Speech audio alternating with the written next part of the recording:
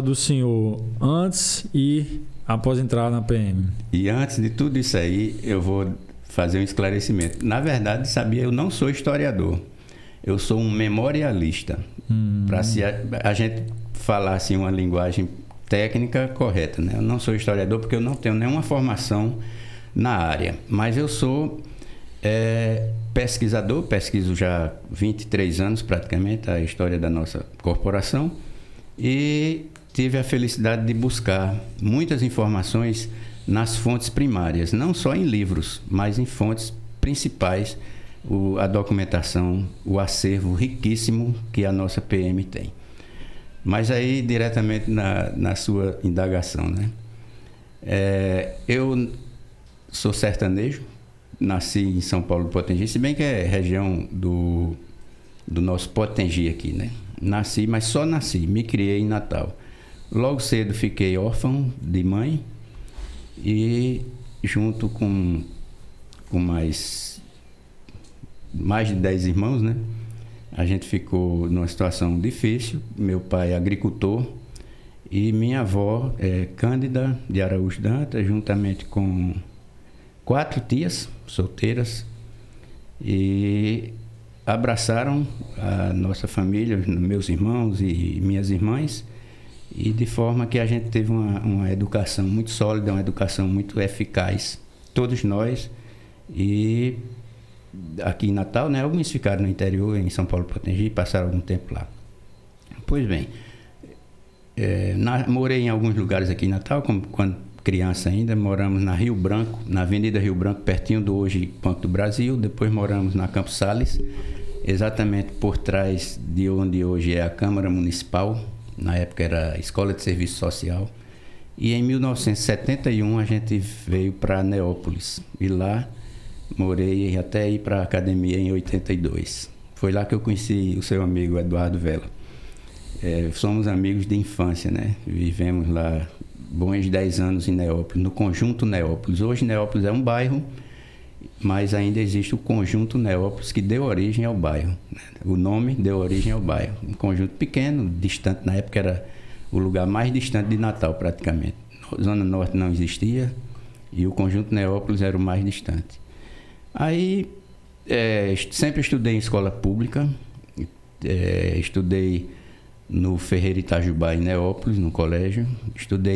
Antes disso, estudei no Áurea Barros, uma escola estadual que existia vizinho aonde hoje é o IPERN, a sede do IPERN, na rua Jundiaí.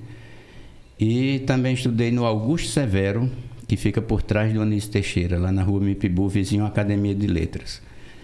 E uma grande escola, onde também estudei, e agradeço o conhecimento que obtive durante o antigo primeiro grau, foi o Senai. Um estudo profissionalizante. Refiz o primeiro grau, o antigo primeiro grau, em regime supletivo, nos anos 77 e 78. E acredito eu que foi onde eu obtive mais conhecimento para passar no concurso de oficial da Polícia Militar, porque não pesava muito as questões de segundo grau, e sim de primeiro grau.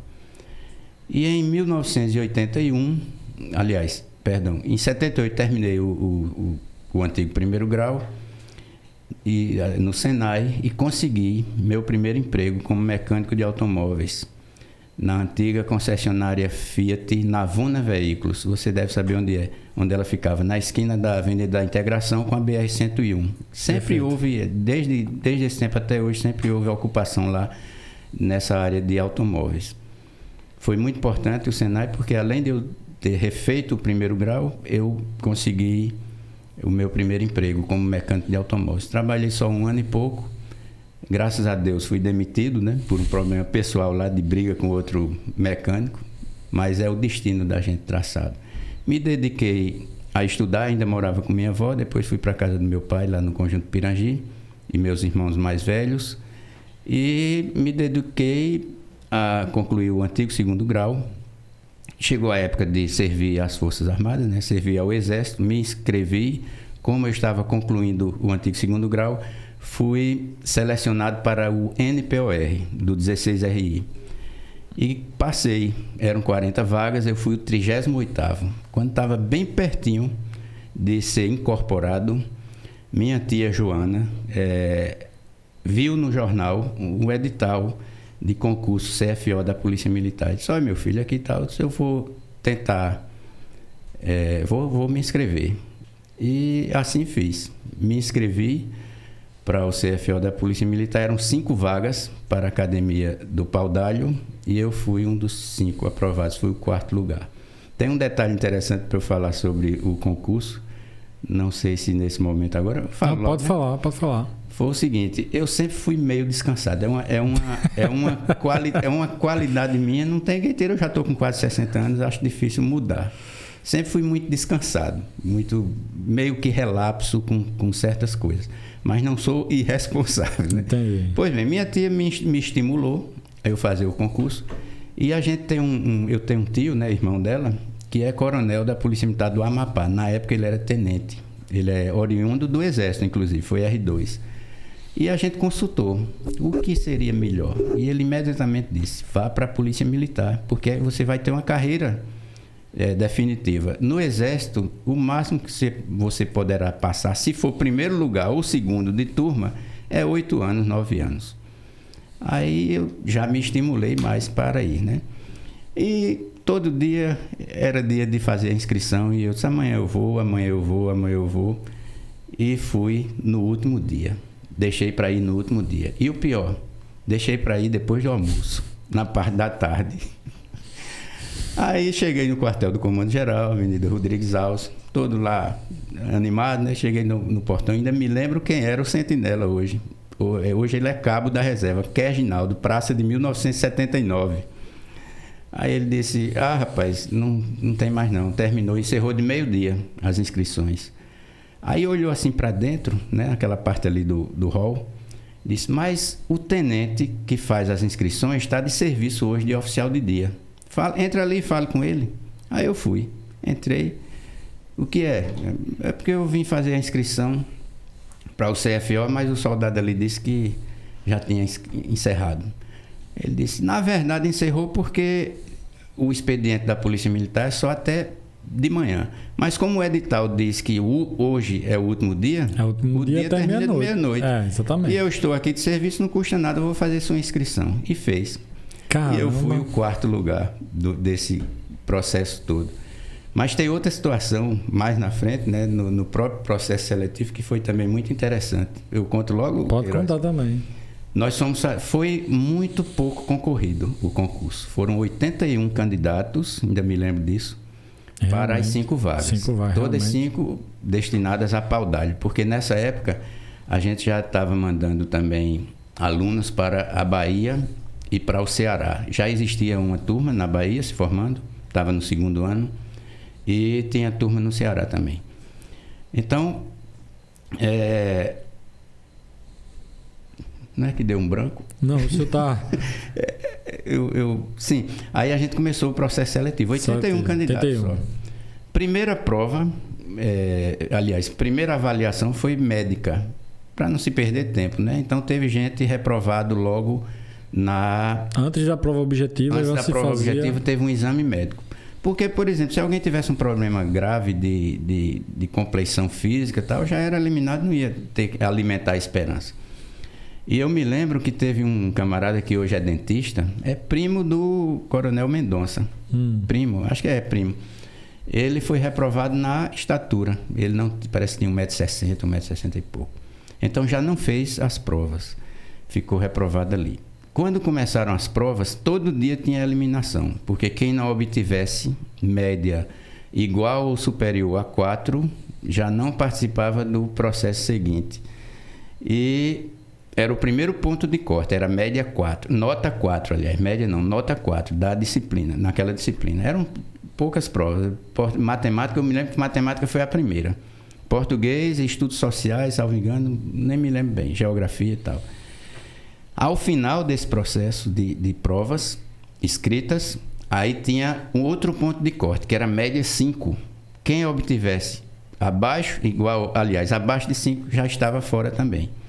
Esse foi o segundo ponto de corte. Depois disso foram outras provas.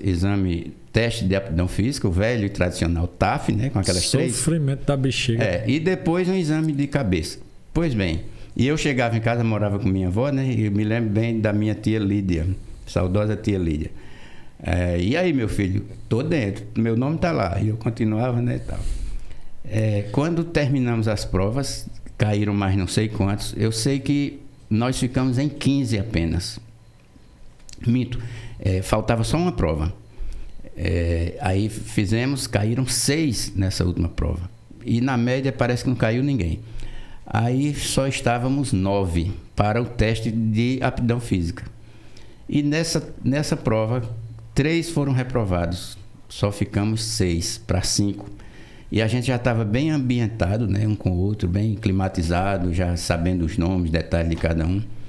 E até ensaiamos uma tentativa de conseguir mais uma vaga junto à chefia da terceira seção. Na época não existia então já diretoria é cultural de ensino. Concurseiro correr atrás de mais vagas. Até hoje está assim. Na época o concurso era dirigido pela terceira seção do Estado-Maior-Geral. Nós não tínhamos diretoria de ensino. E era um tal de um coronel Armindo, tenente-coronel. E a gente, coronel, consiga mais uma vaga. Ele, não pode, porque é de Pernambuco. Tal. Inclusive, a equipe que aplicou as provas era de Pernambuco, não era daqui.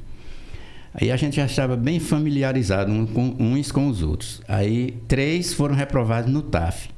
E desses 3, 2 eram ex-militares das Forças Armadas. Se desprepararam demais, foram reprovados no TAF. Que não dava para reprovar, né? Era corrida, barra e abdominal. Fizesse 5, 6 barras, não era também só 3 nem 4, não. Tinha que fazer um pouquinho mais. Na época eu fazia 17, 15 por aí. Era bem preparado. Aí fomos para um exame final, que era um tal de um eletroneuro, não sei o que, biografia, um exame lá de cabeça. A clínica foi lá na Hermes da Fonseca, pertinho da Caerne, ali perto onde era o Hotel de Luxo Tirol. No outro dia, quando a gente chegou no quartel, aí o coronel Armindo disse, tem novidade. E a gente imaginou, ficava olhando um para o outro, quem será? Será que houve alguma coisa? Em suma, resumindo a história, um foi reprovado nesse exame, inclusive ele pagou por conta própria e repetiu o exame, mas deu o mesmo diagnóstico, ele não tinha condições de ficar em pé, uma coisa assim. Esse cara simplesmente era o primeiro colocado. Até então a gente não sabia a média, não sabia a nota de ninguém, não sabia a classificação. Então, se ele não tivesse sido reprovado, o sexto, na média, quem tinha caído fora. E era exatamente o coronel Moreira, Elian Moreira, irmão do coronel Eliauzi, não sei se você conhece. Não cheguei a conhecer, não. E eu seria o 5º colocado, né? Como ele era o primeiro, ele caiu, o segundo caiu para primeiro e assim sucessivamente. Eu era o 5º, fiquei em 4º. Elian era o 6º, ficou em 5º.